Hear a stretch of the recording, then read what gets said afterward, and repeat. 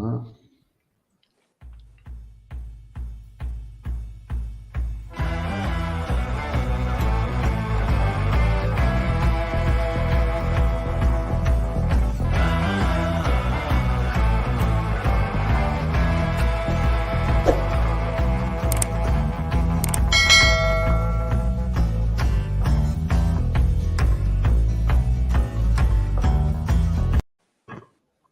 evening, everybody, and welcome along to this edition of SportsView on lairmedia.tv and our usual email info@lairmedia.tv. If you want to join in the show or if you want to make a comment, it's up there on your screen now, info@lairmedia.tv for all your comments and suggestions for the show. Good evening, Joe Waters, and welcome. Good evening, Pat. Good evening, Martin. Good evening, Martin Waters, and welcome. Good evening, Pat and Joe. Now we have we may have one or two joining us in later on. I think they're stuck on the 19th hole at the moment. I don't know. I hope they're not. They haven't been there too long. But on the show tonight, we'll be covering all matters of things like golf, soccer, tennis, rugby, GA, boxing, and anything else that'll come up along the line. There's been a few movements there on the transfer scene today, and rumours and all of that. As you know, at this time of the year, that's what's usually going on as well. We have Chris and Derwin to come in later on in the show. And anyway, before we get into things, Martin Waters did a charity cycle recently. We mentioned in the last weekend, Martin. By the way, it's the 20th of June, and it's now just 8:10 Irish time. For if you're watching from around the world, it's 8:10 Irish time on the 20th of June. In case you're mistaken what time it is. Martin, you did a charity, and I think you recovered a 420-mile thing from Nantes to Lourdes, and he brought back a bottle for everybody in the audience, as in case you're wondering, a bottle of that magic water. So that's why we look so rejuvenated tonight, Martin, I think. How did that go, Martin? Tell us, because I'm not a cyclist, obviously, and the weather was warm and hot. Yeah, so like the first day we left Dublin Airport and we got into Nantes at about, I suppose it was 4:00 French time. So we basically got on the bikes in the airport and cycled about 70 kilometers to a place called Le Bon-sur-Yann, which is a small enough little place, but very, very, very nice buildings and all that kind of stuff. So it was a late enough night when we got in there. Then we went from there to La Rochelle. And in La Rochelle, it's a beautiful city, population of about 75,000. Lovely architecture around the city. Lots of it's well protected by, I suppose, forts and various other things. So there's a lot of architecture there, a lot of history to the place. Lovely harbour there. So if anyone wants to fancy as a trip to La Rochelle, I definitely recommend it. From there, we also got a tour of the stadium. The La Rochelle Rugby Stadium, which holds about 17,000. So it was nice to see the stadium of the European champions. That's right, and a fellow Corkman. I saw you a photograph with the fellow Corkman. So that was good. And we went from there to a place called Royan, which is kind of like a seaside resort. That's when temperatures started to really skyrocket. We were kind of in a bit of a heat wave coming into France at that point. So, there was temperatures in the high 30s. We went from Royan then to Bordeaux, and we managed to get into Bordeaux very early because we left early that morning. So we managed to get to a rugby game that evening where Bordeaux played Racing. And it was good to go to a French game. Like basically, I don't think the French supporters travel, so Racing probably had about 40 or 50 supporters at the game, whilst there was about 30,000 Bordeaux supporters. So it was very partisan, to say the least. The referee is under pressure, is he? He was under savage pressure, yeah. So, and we managed to meet Mike Prendergast after the game, who was backs coach, I think, with Racing. So Mike is coming to Munster next year. And then we went from Bordeaux to Mont-de-Marsan. They actually played a rugby match the day before against Perpignan. It was kind of a match to get into the top 14, but they lost. Oh, I And then see. from Mont-de-Marsan, we went from there then to Lourdes. Yeah. And that was the end. So 6 days. And down in Lourdes is probably always busy. It's very commercialized, isn't it, Martin? It kind of is a bit, yeah. It's kind of based in a valley, so it's surrounded by mountains and Pyrenees and stuff like that, So we had to kind of climb high to get down, we had to climb over 2,000 meters, and then we came down into Lourdes. So it was nearly, I suppose, like there was about 70 or 80k of a lot of uphill, and then we had about 40 to 50k of all downhill. So and for our viewers, just remind us, as of course, Martin will probably be in the Tour de France next year, but we don't know yet. He's looking for a team, so watch out for. But Martin, what charities were he raising the money? So it was for two. It was for the Lourdes Invalid Fund here in Limerick, and it was for Cleanest Foundation, who are also based here in Limerick as well. Oh, fantastic! There must have been. It was a fantastic effort, and well done anyway. Yeah. And well done to think. I don't know. I don't think I'm living in Shannon. I'm here in Limerick. It's about 14 miles. I think that would be probably the end of me if I'd even go that far on a bike. But well done, Martin. And SportsView is the program here. Don't forget our email and press the red button to subscribe to our channel. We want to get the things up to 1,000 views. So there you are. Now that's your challenge. Ring the bell, give us a like, share it with your friends, tell all your friends to share it with us as well. Now, I suppose we begin. Joe, did you get to see any of the golf, Joe, over the weekend? I did. I watched the Open Saturday and Sunday. I watched little bits of it prior to that on Thursday and Friday, but yesterday I watched it. And, very, very entertaining. Very exciting.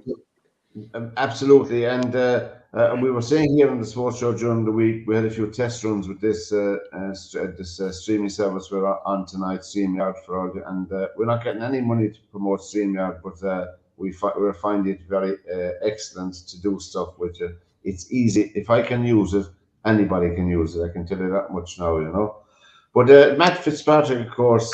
We thought he was in great form coming in because he had done very well in the RBC Canadian Open last week, the one that McIlroy won. And I thought Justin Thomas, we picked out a few golfers to look at ourselves here on the show, Thursday and Friday. Shane Lowry being one of them as well, but Shane, a very disappointing Open, and very, very disappointing. And he made some remarks, and I was looking back over the Twitter feeds as well, lads. I noticed to see that they were watering some of the holes in the course as they were coming to the finishing of their round. Surely that would be giving an advantage to people coming behind them. I don't understand the niceties of golf myself, but I don't know what that was for. And he wasn't the only one who was very peeved about it. I don't know. Does that soften the greens or something? I don't know. I have no idea. Well, I think that was the argument, that it was the greens were really fast, and it was very difficult to make birdies on those greens. So when they watered it, and if you hit a ball from a distance, it would hit the ground and run on, kind of thing. There was no pulling it back. So when they watered it, it gave it some hold and slowed it down a little bit. And that was the argument that Shane Lowry had about it. He's asked for an explanation, but he still hasn't got it. So, well, I mean, Matt Fitzpatrick had 368 and 70, very steady golf to win it. Seamus Power did very well for Waterford in the Open. Seamus Power did. He had a 71 and 370s, which I suppose very, very steady golf, lads. He did very well. And Seamus Power now is up to. I forget now what he's up to. He's up in the rankings anyway. He's up to number 36. 36 in the world. Yeah. Fitzpatrick is up to number 10, top 10. McIlroy is up to number 2 in the world. McIlroy didn't make it again, and I think myself he talks too much and he gives too many interviews. I don't know, Martin, what you think of that. But I thought for the Open, I actually thought he played. I thought he played well. I thought he putted well. Maybe it was actually his driving that let him down more than anything, which is usually it's usually the opposite with him. So I would suggest that he's a guy that's back in contending in these big tournaments, and he won last week. So I think he could be a dark. Well, he's not a dark horse. Obviously, he's one of the best in the business. But for the actual British Open, I think it's in St Andrews this year. So a course like that definitely suits his game. Where it's especially the way he hits the ball. We have a picture up for our viewers to look at of Matt Fitzpatrick with the magnificent trophy. And of course, he's a unique winner now in Brookline, in that he won the US Amateur in Brookline as well, and now he's won the US Open in Brookline, which is he's only 27, and he said his objective is to surpass surpass Nick Faldo. Because Nick Faldo, I was reading about Nick Faldo. He has 6 majors. Nick Faldo, he has a three Masters, 3 green jackets, which is astonishing in my opinion. I don't know, and 3 Opens, is it? US Opens, is it? British Opens. British Open. Yeah. So he's 3 and 3, 6 majors, and of course one of his famous majors was playing with the Great White Shark. Greg Norman. Do you remember that? When he was it 6 shots ahead, he was? I think so, yeah. 6 shots ahead, and he beat him. I mean, that was really a burn up for him, all right. There's no doubt about that, So that was the US Open. Another year over. They move on now, and of course the next one is the Open here in this side of the pond, and all the usual heavy. We have, Power, I don't know his Power, did he qualify for that or not? I don't know that off the top of my head now. I should look that up today, That's Seamus Power.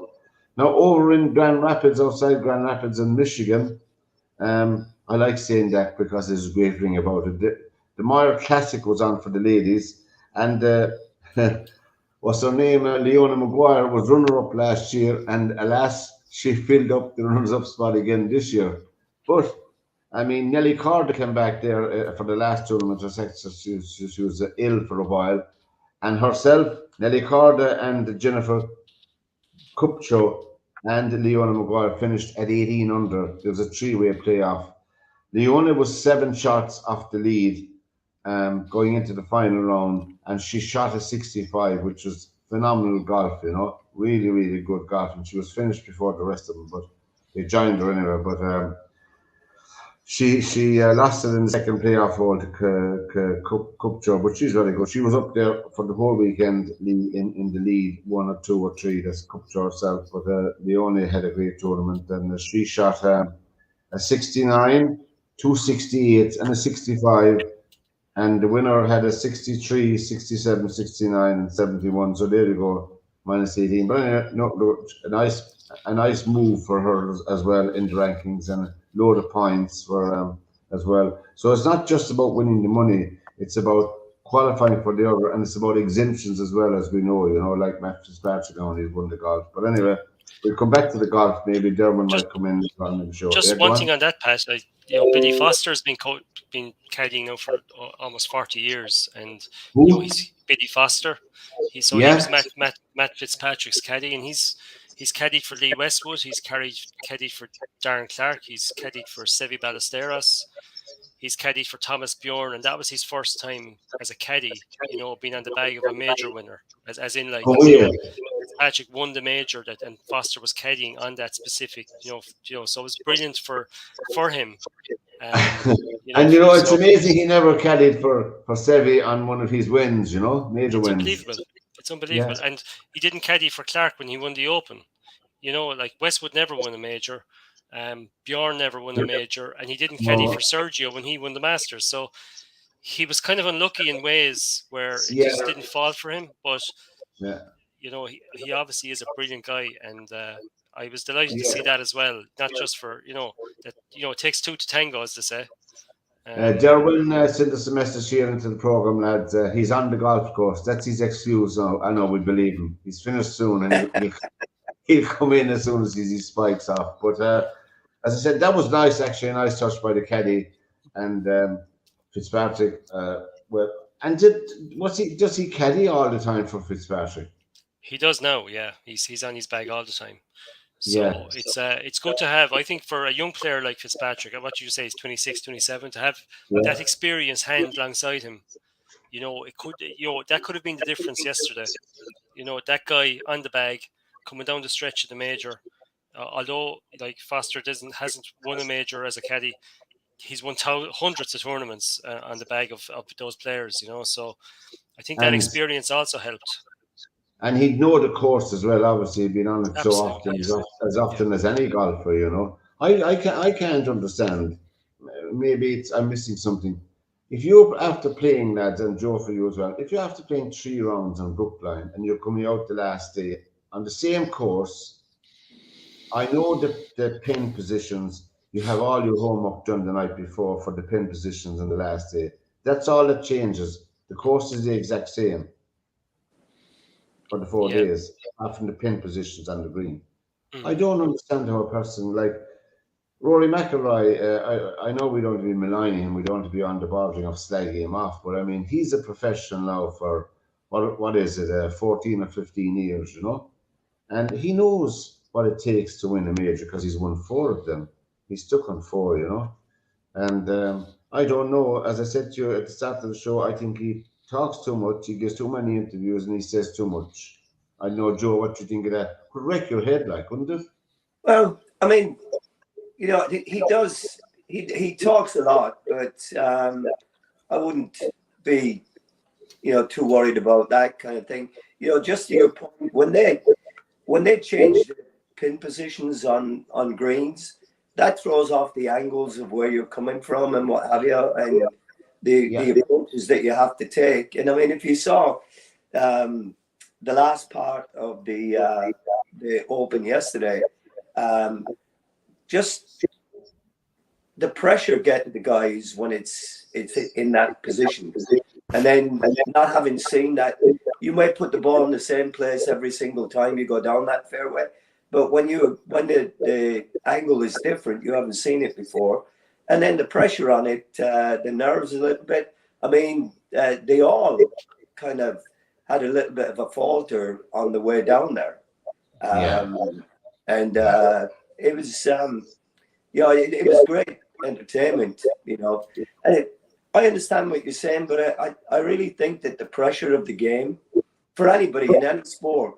you can say you can practice for as long as and train for as long as you want, but once you get to a game, then the pressure of the enormity of what you're doing just it brings a whole different it brings a whole different factor into place.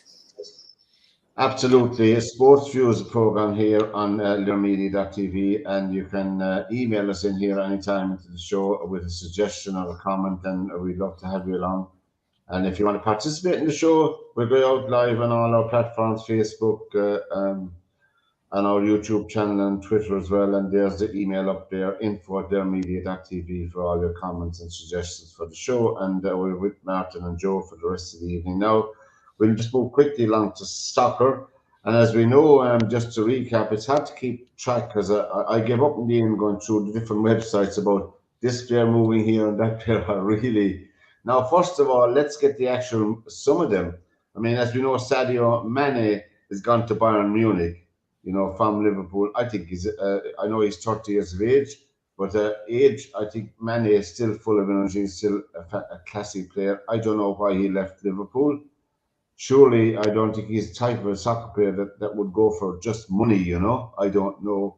Maybe he just needed to change the club. I don't know that either, Obviously, with Nunes kept coming in the other way, then Nunes, young lad at 21 from Benfica to Liverpool. I think that's a good signing for Liverpool.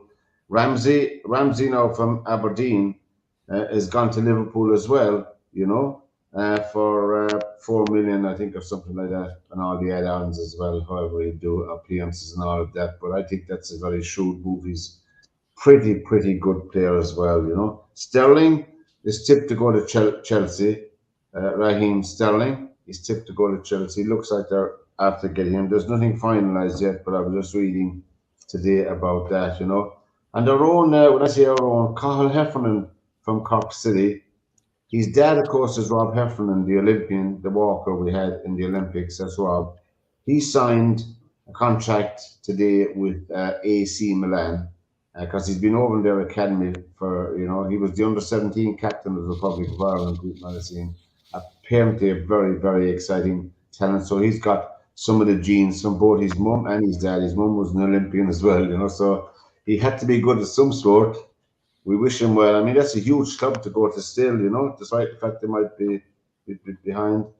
What do you think about? There's no, I got no information. I know then only Joe or Martin yourself about Manchester United. There's nothing on the wires about them buying or selling anybody. Do you think that's strange, Joe? Well, I mean, they have players that they're interested in. Frankie de Jong is a guy that they're chasing. That I think that he's the first guy that they're trying to get. They feel that he can help with the midfield issues that they had.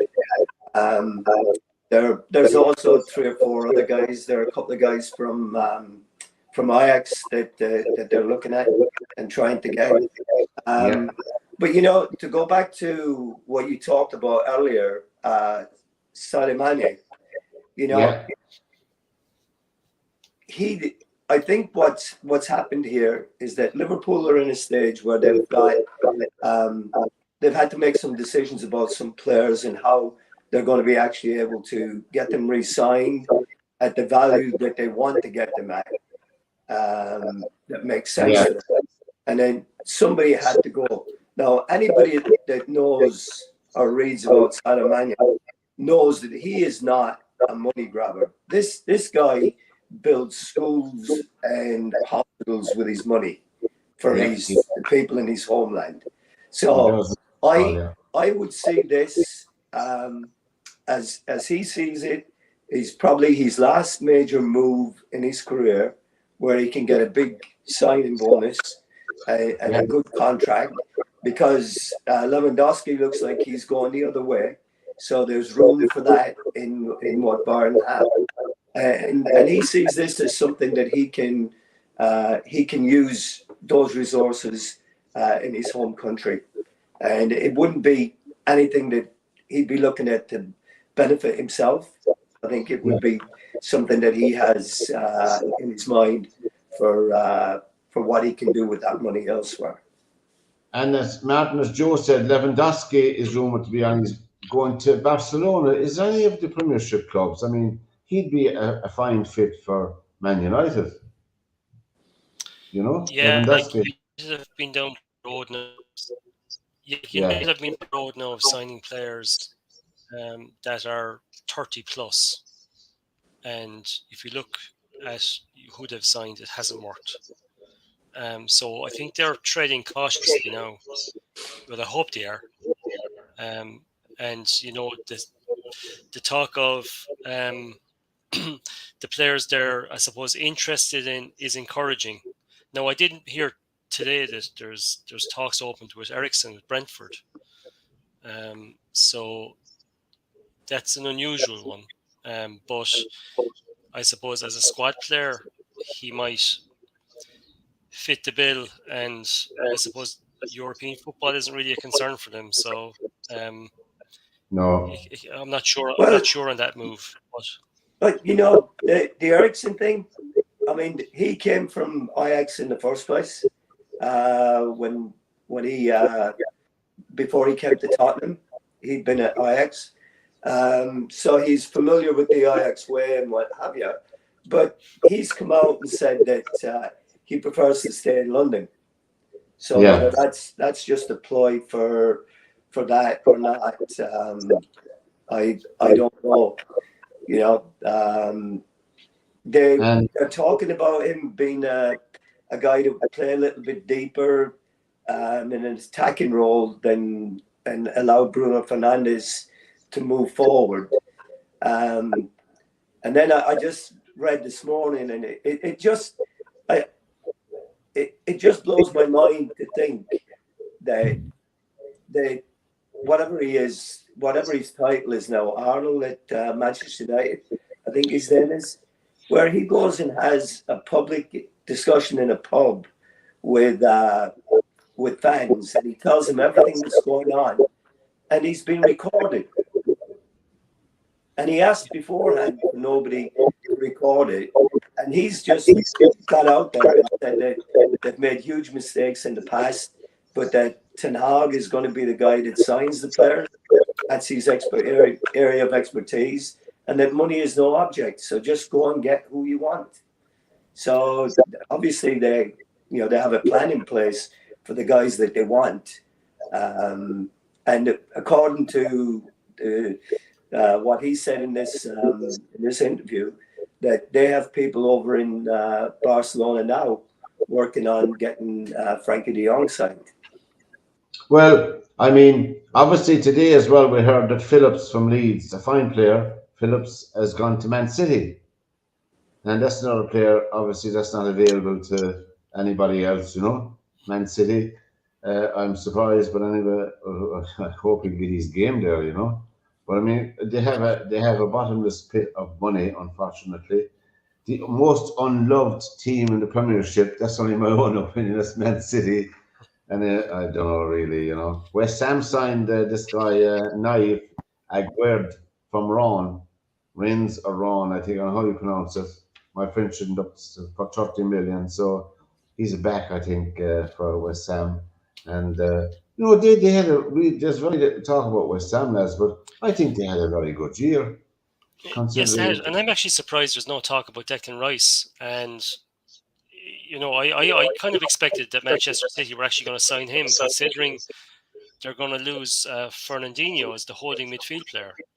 I'd be shocked if they sign him. I don't think he's up to much, Rice, myself. But he's an English player, and the way they rate English players, so they I know, yeah. Well, overrate him. Apart from his hairstyle, I wouldn't think much of him, Joe, what do you think of Declan Rice? I think Declan Rice is a fine player. I think he's a fine player. He's I've watched him grow and grow as he's gotten older. He's getting he's adding a little bit more to his game each time. He's becoming more offensively minded and timing his runs to get into the box and get on the end of things on the outside of the box. I think he's a terrific player, but the value that they have on him at 100 million, 120 million, I don't know who's going to pay that kind of money for a defensive midfield player. I know he's a good. I'm not slacking him. He's a good player. Yeah. He's not 100 million. I don't care. The other one with Phillips, Calvin Phillips. Where are City going to play him? I don't know what their plan with him is, but I mean, he's a guy that sits in front of the back four as well, isn't he? Yeah, the way he plays, and they already have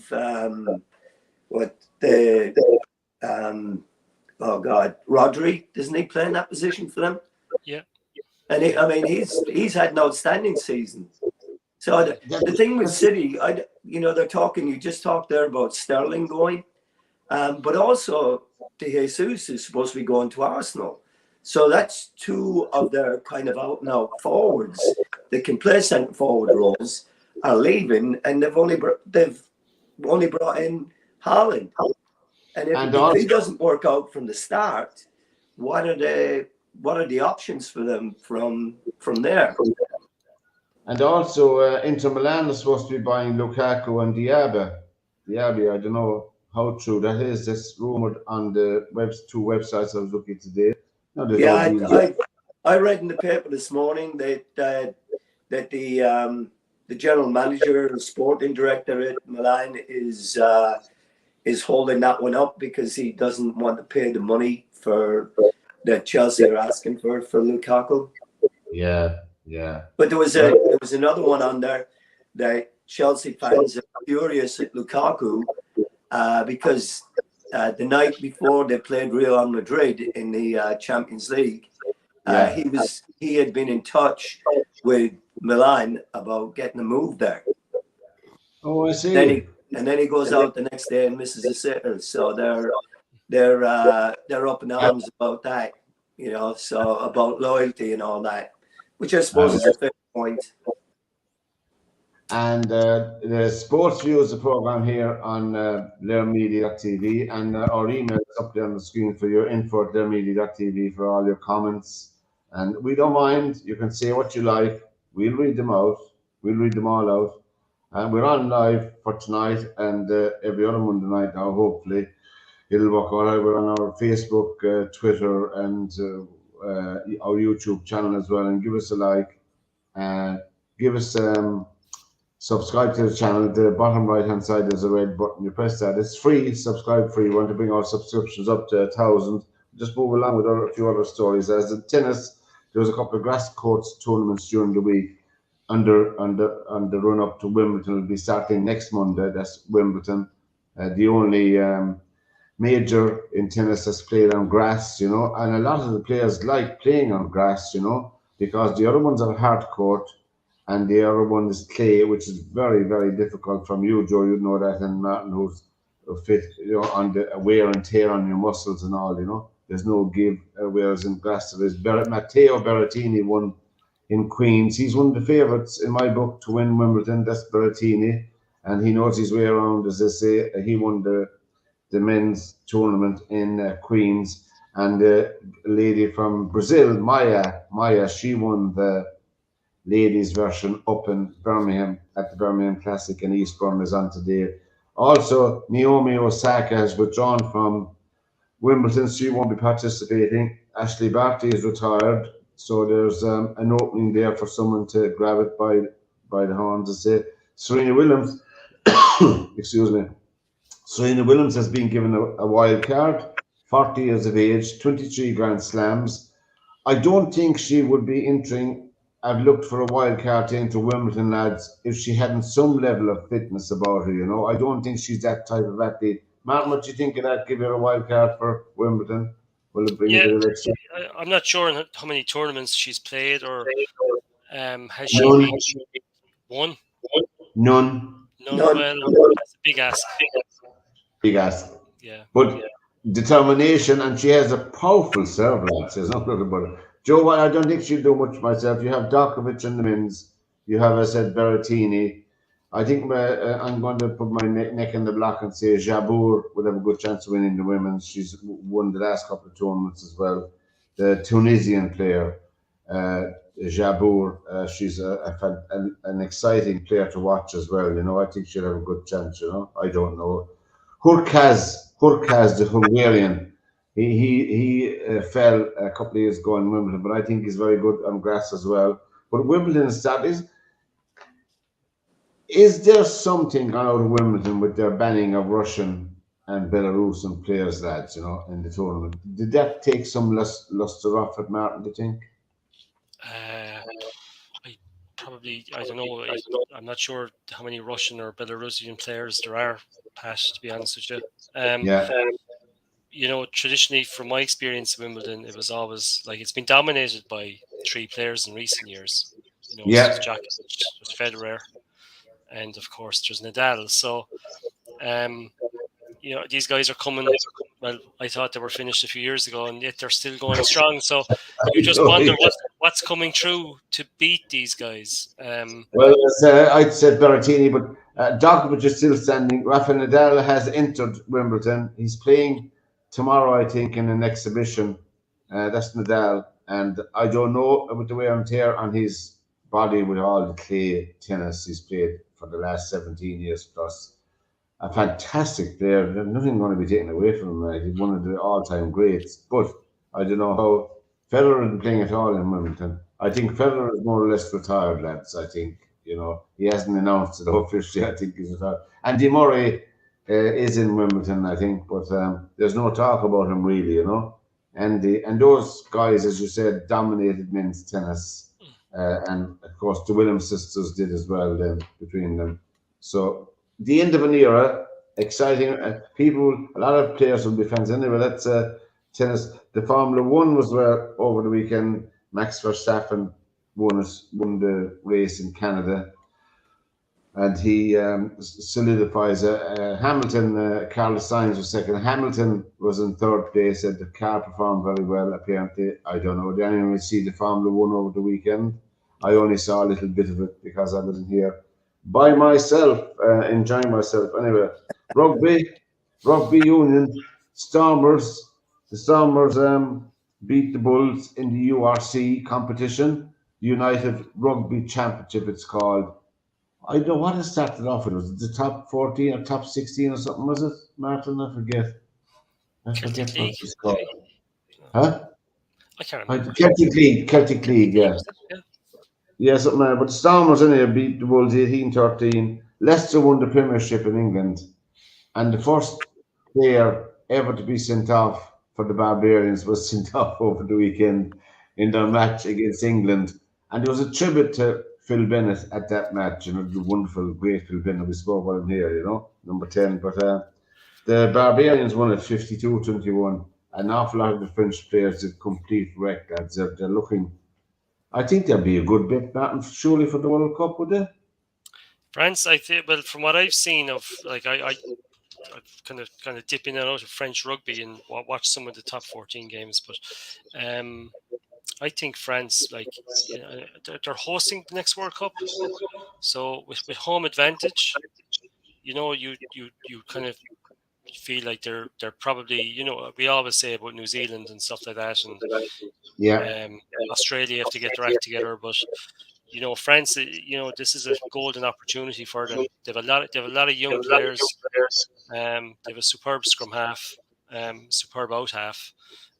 So yeah, look, the one thing they have a decent pack, but like if you look at their club scene, like they play an awful lot of matches, and they play a lot of matches in Europe as well.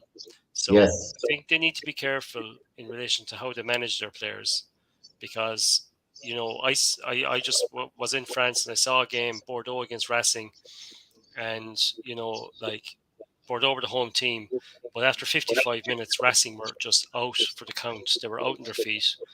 They had nothing left, and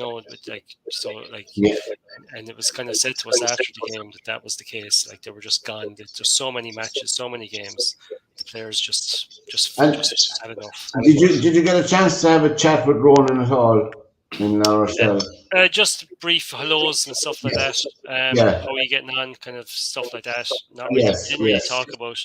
I know they had a match the following day against Toulouse. It was a quarter final of the top 14, but they were away from home. So again, it was a big ask. And because of their successful European campaign, they, watching the game, they just looked like a tired team. And they kind of rallied towards the end, but I think they ended up losing 33-27. That's right. Yeah, something like that. You're right. Yeah. They did well. They won the European Cup, and I mean, really, I mean, he can stay as long as he likes now. Well, that's it. Yeah, like you'd expect that would be the case. And I think his contract is still 20. I'm not sure. Is it 2024? Like whether he'll stay for that, it's hard to know. But both teams that played in the quarterfinals that won, Bordeaux and Toulouse, both lost their semi-finals at the weekend. So the accumulation of games caught up with them, and the two teams that finished first and second in the top 14, Castres and Montpellier, are contesting the final. And it's no coincidence that those two teams didn't do anything in Europe. So no, but they are good teams as well. They are good teams. Yeah, they are good teams. They are good teams. But Ireland, Joe and Martin, Ireland are touring New Zealand this year in rugby. They're playing 3 tests against the All Blacks. That's next month. All the tests actually will be on at 8:05. All the matches that Ireland are playing are being shown at 8:05 a.m. Irish time in the morning here in Irish time. I think that's about midnight, Joe, in your time, is it? Yeah. There you go. Yeah. And he's after taking 40 players. There was some criticism of the panel. You didn't get to see who the players he was taking, Martin? No, but I'd be interested to see how many across the board, like from the different provinces, are going. I suspect the vast majority are from Leinster. Yeah. Many from Munster. I can't find my piece of paper now. There's 40 players going in there. There's 22 and 18. There's 22 backs and 18 forwards, something like that. but they have 5 games to play, 3 tests and 2 against the Maori All Blacks. The second team, but I don't know. I don't know why. I'm not happy on. I don't know why they're bringing a player like Johnny Sexton to play in those tests. He has nothing to prove. If he's going to keep him safe for the World Cup, maybe it's stupid thinking. If he's going to keep him as the number 1 for the World Cup, which is only down the line, why would he be bringing him on the tests in New Zealand? I don't know. Joe, I don't know that. Wouldn't he give someone else a chance? Well, I mean, I think that it would make sense to give other people a chance. I mean, why just add to his workload at this stage of his career? I mean, I don't think tactically that they're going to be doing anything earth-shattering that he's going to have to be around to be a part of. And it would just make sense to give other guys the opportunity. Just like Martin was talking there about France, the amount of games that they're playing. And I mean, it's France a few years ago went with this youth policy, and I think that the coach that they have now used to be the coach of their youth teams, where they were bringing all this talent through, and the plan was that they were all going to come to fruition and into their best form for the World Cup when they hosted it.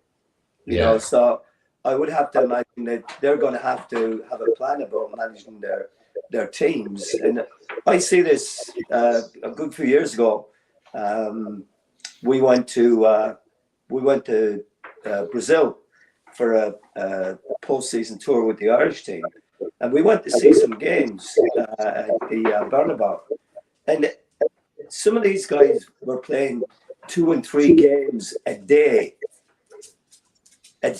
not in a week, in a day, and one after the other to get games out of the way. And sometimes they were playing 3 games in a row, just because they needed it. They had to get money from somewhere, and they had to have all these competitions that they could play to get people into watching. But it's the same as football and soccer is going now in Europe. Our players are playing so many games now that this last raft of internationals, their guys just aren't up for it anymore. It's just too much. We spoke about this briefly in soccer, but in the rugby, I think, is it Scotland and South Africa in our group, is it? I think so, yeah. I'm trying to think. And some other qualifier. But so I mean, really, Ireland never got into the semi-final in the Rugby World Cup yet. We know that. We never reached the semi-final. So I mean, they'll have to beat Scotland, and in my opinion, they'll have to beat the Springboks as well. Really, to get into the semi-final. To make it easier for them. I don't know I'm how not sure easy. what the draw is. I haven't seen the draw to see who they play, whether they come first or second in the group. To beat South Africa, it's a big ask in the World Cup, but it is a big ask. But you have to be confident that they should be able to beat them. I don't know. And it's over. It's in our own environment. It's over in France, and so we're not traveling away from home. We're not going to a different subtropical weather or anything like that. We're in what we call normal natural weather that we're used to here. So there is a slight advantage. It could be a slight advantage for Ireland. We hope they will. I'd love to see them getting into a World Cup final, but I don't know myself. I hope they will. As I said, the Barbarians beat England 50. But getting back to the soccer, Joe and Martin, the Nations League, it's just another competition for what? I have no idea, and that's the whole thing with it. People are up in arms in England about Gareth Southgate and what have you losing these games, but he had a hodgepodge of a team out there. He was trying different things because it really the whole thing means really nothing to anybody, and it just seems a waste of time to me anyway. I don't see what they're getting out of it. because it's not going to replace the World Cup. It's not going to replace the Champions League in terms of popularity and quality. It's never going to do that. So I think what it really is a competition that should be for the lesser nations, if you will, have something to play for. I don't. They should confine it to the teams that haven't qualified for the European Championships and that haven't qualified for the World Cup. I don't know. I might just think it might be. Yeah, we missed something there. When we were talking about soccer and transfers, Gavin Bazunu went from Man City to Southampton this last week for, what was he, 14 million? The Irish goalkeeper. Yeah. I think he's done the right thing. I think he's done the best thing he can do. It's a good time, good age for him to move, a good environment to move into, where he's got competition against a younger goalkeeper, and then they've also got Willie Caballero there, who's content to be a third choice keeper and just work with the other guys. So I think that this might be the best decision that he's made, because he could be playing Premier League football every week if he wins the Starters. What about Kevin Kelleher in Liverpool? Well, that's going to be Ving's problem, is because he is strictly going to be number 2 to Ederson there, and the games he's going to get are going to be limited, and you have to be playing. You have to be playing. You have to be under pressure to make decisions and the correct decisions. And playing 3, 4, 5 games a season is not going to get it done for you, especially in a position like a goalkeeper, where you're called on. So it's going to be a very interesting time for Quivin. He's done well. I mean, he did great in the League Cup final when they won that. He's done well. He's never let them down when he's played. But at some point, you've got to step out and be your own player. Very true. Info is up there on our screen, info@theirmedia.tv for all your comments, and don't forget to subscribe to our channel. It's on the red button on the bottom right hand side. You press that, subscribe, and we're going to bring it up to 1,000. It's free of charge. GA matches over the weekend, Martin and Joe. We had the quarterfinals of the hurling over the weekend, and of course I had to come to it sometime. My beloved Cork were appalling again, played an appalling game. They were just dreadful, is the only word I describe. The match itself was dreadful for the two teams. It was dreadful standard. There was no standard there. Stop and start. But Cork were just abysmal. I think that it's just as well they didn't win, because Limerick would have really, really annihilated Cork in the semi-final, because they're not at that pitch stall. The 7 or 8 of that team should be thanked now for all their efforts, down through the years, and really it's the end of the line for that team and the management. A good clear out. I don't know, Matt, to see any of the hurling. Of course, Clare and Wexford served up a good match. Yeah, I saw both games. So I suppose Cork got off to a great start in the fact that they had a couple of chances for goals that didn't take them, and then I suppose they conceded a very soft goal, which is very unusual for the goalkeeper to make a mistake, because he's usually very solid. The Patrick Horgan thing I couldn't understand, whether he had an injury or what was wrong, but for him to start on the bench, I felt, was it probably the wrong call. That, okay, if there's 50 or 60 minutes in him, play him from the start. He's a good free taker. You could be guaranteed that he'd put every place ball over the bar. True. In a game that was so tight, they did miss a few frees, and they were kind of switching free takers, and they were doing all sorts of shenanigans, where you had Mark Coleman taking some frees, you had some other guy there in the half-forward line taking frees. It was all mixed up, and I couldn't understand the decision, why that was. Maybe you know more than I do, but I'm not sure was that a wise one. And I suppose it gave Galway a bit of confidence, and I suppose once they got in the lead, they just managed to keep par with what Cork were doing, and I suppose Cork rallied towards the end, but it was a bit too little, too late, you know. So, as you said, like I suppose Cork, their season has been a damn squib. They were well beaten by Limerick. They were well beaten by Clare. You know, they rallied against Waterford. You know, that's Well, really I mean, let's be brutally honest before I go to Joe.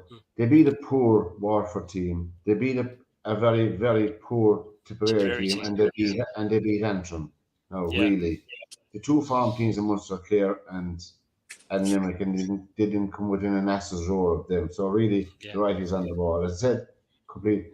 Joe, did you get to see any of the hurling?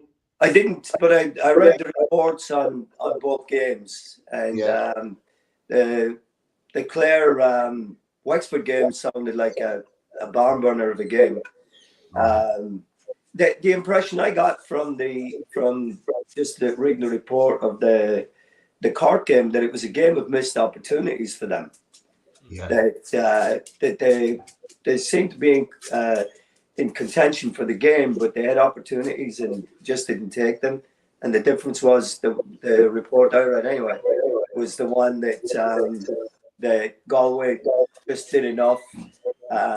They did what they needed to do and got through, kind of thing, without being really great. Yeah, there was one controversial incident, Martin. You probably saw it myself. Had a Stonewall penalty all day long against Leitrim being pulled. Stonewall penalty. The referee, shocking, didn't give it. Yeah. That's the only contention I'd have about that match. Other than that, the Clare subs, young Shanahan from Shannon, came on and got a goal and two, you know. And Meehan came on and got a couple of points. So really, that was the difference, really. Yeah, the subs were the difference. And I suppose, again, you know, you the goalkeeping error. You know, the Wexford goalkeeper caught the ball under the crossbar, and I suppose was looking to see where he was going to play the next ball, and he dropped the ball. Yeah, it's all looking like a Clare Limerick final again, yet again. You know, I think Clare will have enough for Kilkenny, and I think Limerick will beat Galway. Except Galway will improve out of all proportion, you know, which seems capable. But I still wouldn't write off Kilkenny, to be honest with you. I know, you know, they're the type of team that can, I suppose, target a weakness and make the most of it. No. And I thought that, you know, Clare were they were caught for 3 goals. And there were 3 very similar goals where a long ball was headed to the full forward line. Yeah. And they couldn't cope with it. So it'd be very interesting to see how Kilkenny approach that one.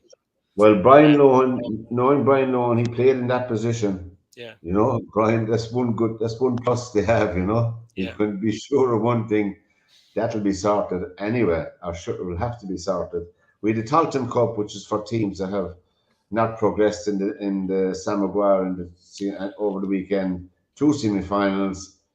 Cavan and Sligo was a good match, but the second match was over after 22 minutes or something. That's Westmeath and Offaly. A very, very young team. Rallied well in the end. I think they did. There's green shoots there in Offaly. They won't like it as consolation, but I think they're going the right direction. They have to build from something. They're building on the under-20 team, as you can see. And I think they have Tomas O'Shea in there with John Maughan, 2 wily old operators behind the scenes, and of course Shane Lowry back him as well up in the stand. So they have a lot going for them. But there was a Talton Cup. I think all that's been successful enough. You know, the first year of it. You know.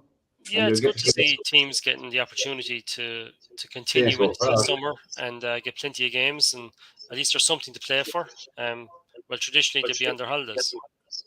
Sometimes I think Martin and Joe should we finish the program on a hilarious note, because Ricky Hatton will be boxing. Ricky Hatton will be boxing in November against, wait for it.